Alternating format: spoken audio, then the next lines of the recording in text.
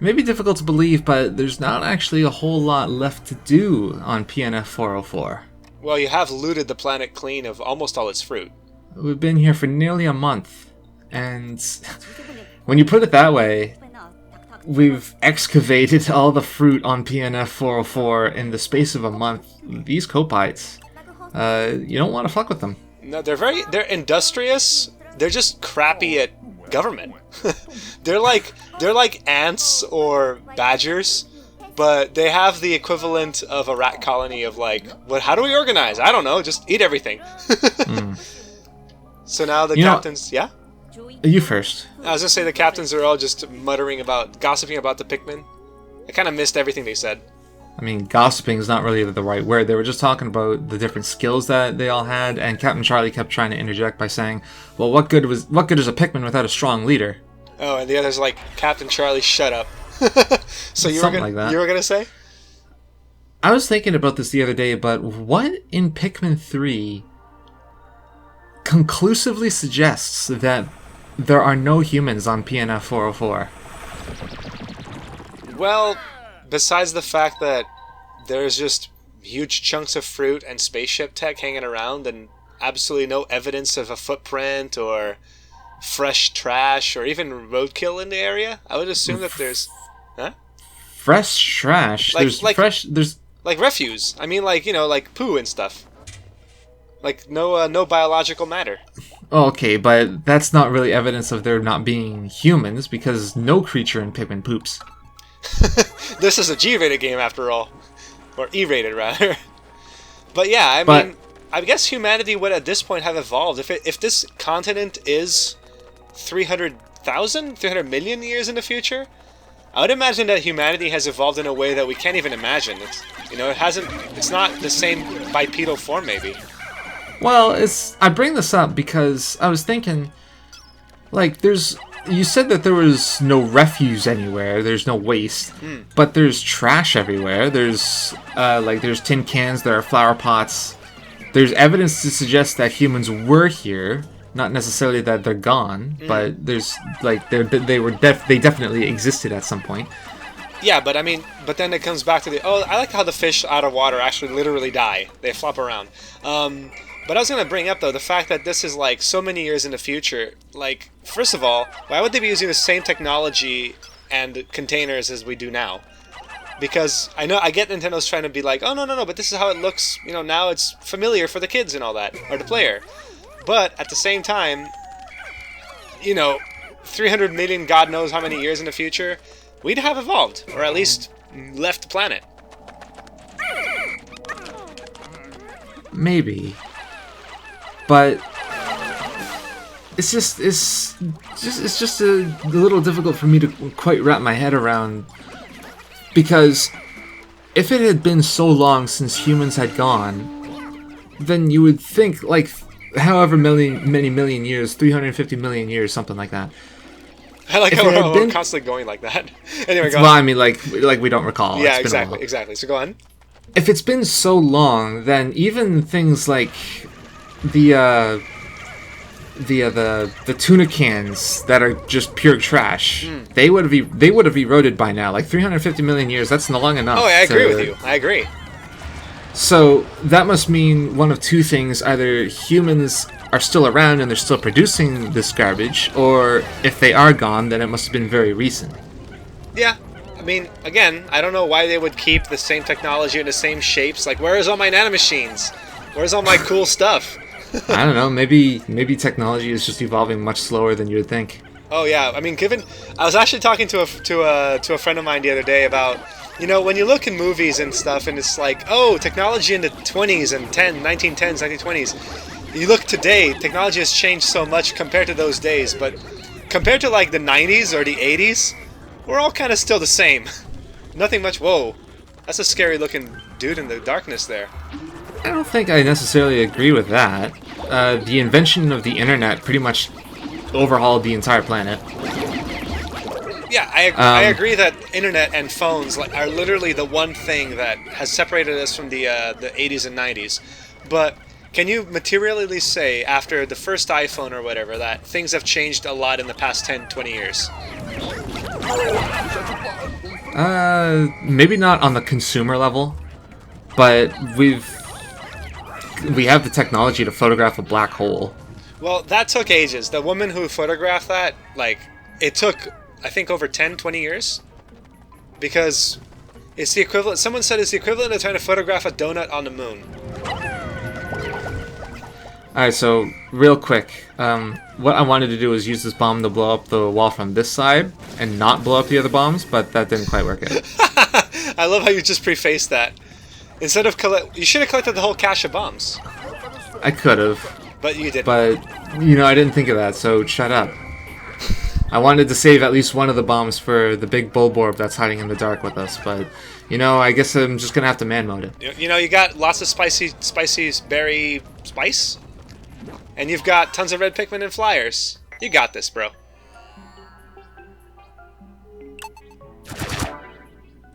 What is your... What's the word that I'm looking for? What is your bar, I guess, to pass for what counts as advancing humanity from the last 30 years? What needs to have changed? Well, at least technology that has helped the majority of people, because when you think about it, if you're poor, even like some years ago, you were able to get something like, oh my god, that guy's just eating everyone. Yeah, I know. We've lost 5. I think we lost 4 reds and a pink. So that was Rudolph, Randy, Rebecca, Roger, and Fierce. And Pierce, because it's a flyer. No, Fierce, like Fierce, not Pierce. Yeah. Not for pink, whatever. Why not call him Fierce? You could call him F for flying. Yeah, you're right. Oh, there's a surfer. So anyway, Tangerine. To answer your question, no, that's not tangerine. That's a persimmon. Persimmon, yeah. I was gonna say to make an appreciative change on the consumer level. I mean, yeah, phones and computers and all that, but I mean, other than better graphics cards and maybe a few shinier graphics and all that, advances in movies haven't really gone much. Like, all that's happening is just things are a little bit faster, and we still don't have driverless cars. We still don't have that are affordable and working as intended. We don't have cyborg parts that people can use to, other than maybe a prosthetic thing or two. None of that Star Wars fake hand that Luke had. I mean, that would be badass to go to the future with that stuff. You lost an eye or something and you go full bionic. I mean, yeah, then we're getting a little bit into whatchamacallit, into a kind of dystopic future, but who says it has to be dystopic? So, in order for us to have advanced, we would need driverless cars, we would need prosthetic limbs. Prosthetic in the sense that they're full of free-range movement. Yeah, you gotta admit, that would be pretty advanced. I mean, sure, yeah, it would be awesome. But is that what is necessary to consider us having technologically advanced significantly in the past 30, 20 years? Well, I mean, considering that, in the from the 80s to the 90s, we got high-speed internet, or I should say in the 20 years, we developed web-based dial-up to on-demand internet on our phones. That is pretty impressive. But that's still just one thing in one area, instead of several things in several areas, as past decades have shown us. I feel like this attitude that you have is a bit not dismissive. To say that that's not to say that you're it's a wrong attitude or anything, but I feel like that what you're saying is, I think it's a byproduct of our modern need it now, do it now sort of attitude, where if it's not fast enough for you, then it's just not enough. Because you're saying that us going from dial-up to high-speed internet isn't such a huge change. No, I didn't say that. I just said that that can't be the only thing that we've developed in the past 30 years. If you're poor, life hasn't really changed that much for you. Sure, if you're poor. But is that, Man, it is difficult to think this deeply at 1:30 in the morning. Yeah, for all people wondering, we do record these videos quite late in the evening. We're night owls, what can we say? But anyway, go on. Does the fact that technology has to benefit a certain class of people rather than all classes of people or no classes of people, is that what's so necessary that our society couldn't have technologically advanced without meeting that sort of requirement that it benefits one or all classes or no classes?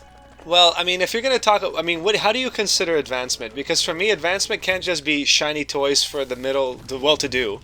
It has to be like something that society in general can improve on, you know? Well, that's like just all the question people that, have to, yeah? That's just the question that we're trying to answer here. You're saying that we can't really consider ourselves technologically advanced in the last 30 years if it doesn't benefit, like if it doesn't change the life of the poor. Unfortunately, I think that's just kind of a political byproduct where if you're poor, then you just go fuck yourself. It doesn't matter when or what timeline it is, what era it is, what generation you are. But that's for a discussion that's not on Pikmin. Well, yeah, I mean, but then again, all we're doing is just collecting fruit and avoiding that scary bulb over in the darkness, so... Well, still, I just don't want to make this LP political. Yeah, well, it's harder and harder to do as day goes by. As days go by, I should say. Anyway. I just feel like it's unjust, I suppose, to say that we're not advancing in the last 30 years, or that we haven't made such huge technological advancements in the last 30 years, when we are discovering so much more about our universe, such as the black hole, and we have so many, maybe not so many, but we have such a huge change in the internet, which completely revolutionized communication. Like, it's never been easier. What we're doing right now would not be possible at all without the internet. Absolutely. I mean, and for you guys watching at home too, or on your phones. You got a computer in your pocket. On your phones, or on your computer, or on a tablet, or like whatever. Like, technology has advanced to allow us to communicate like this. And saying that we're going from dial-up, which, like, if you remember, you need to sit there for 5-10 minutes in order to download a 1 megabyte file, and if your mom picked up the landline while it was going, then you can go fuck yourself. I don't know, man. I'm just thinking of, like, every time I see the juicer thing go here, I just can't help but think of, like, venture capitalism of shit like Juicero, you know? We got all the fruit? Wow. That's it. That's every last fruit. Oh, he has some juice supplies. Yeah, 75 bottles. We got time, Brittany. I think we're good. We have approximately a season and a half in order to finish the game. So we got to go to the Formidable Oak, and we have to rescue Olimar and get the drive key sometime in the next 74 days. You absolutely have time. I think even the worst player at this point, who never picked up a video game, would be able to finish the game in 74 days. It's a pretty generous timeline that they offer here. 5 Pikmin today, $217. That's what it is. That's enough to buy 5 copies of Pikmin 3. Probably more than... Actually, no. Maybe not more than that. It's a Nintendo game. Nintendo games don't really depreciate in value. But then again, this game is also on the Wii U, and the Wii U has absolutely depreciated. There we go. You can buy it a lot cheaper than that. So the Cosmic Drive Key awaits. The Formidable Oak awaits. I can't wait. I want to see you screw up badly. I can't wait. Well, I guess that's just a thing that you'll have to wait for tomorrow. I said that too early.